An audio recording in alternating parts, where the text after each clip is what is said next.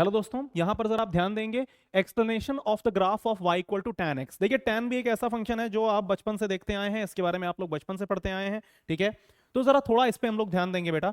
कोई भी ग्राफ को रीड करने का तरीका क्या होता है? कोई भी ग्राफ को रीड करने का, अगर आपको tan π/4 यानी tan 45 tan 45 अगर आपको निकालना है तो x पे वहां जाइए जहां पर 45 लिखा हुआ है और ग्राफ को देखिए ग्राफ कहां है। अगर ग्राफ ऊपर है तो हाइट नाप लीजिए, अगर ग्राफ नीचे है तो डेप्थ नाप लीजिए, आपको आपका आंसर मिल जाएगा। ठीक है, जरा यहां पर ध्यान देंगे थोड़ा सा।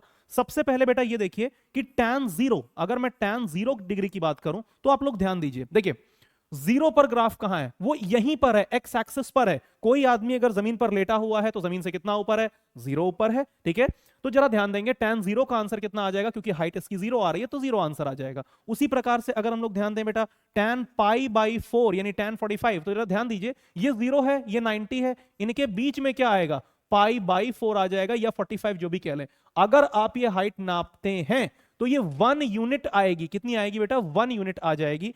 तो इट इज 1, tan π/4 यानी tan 45 इज व्हाट? 1। अगर थोड़ा हम लोग और आगे जाएं तो देखिए हम लोग को मालूम है कि बेटा tan 90 tan π/2 ये कितना आ जाएगा बेटा? देखिए ध्यान दीजिए, अगर आप लोग 45 पे जाते हैं और ग्राफ की हाइट आप देखने की कोशिश करते हैं, जरा ध्यान दीजिए ये ग्राफ इसके बहुत क्लोज जा रहा है। ठीक है, ये जो ग्राफ है मैं थोड़ा सा यहां बना रहा हूं, इस लाइन के बहुत क्लोज चला जा रहा है लगातार, लेकिन कभी भी इसको टच नहीं करेगा। जितना भी आप ऊपर चलते चले जाएंगे कभी भी ये दोनों ग्राफ आपस में मिलेंगे नहीं, तो हमें हाइट मिल ही नहीं पाएगी।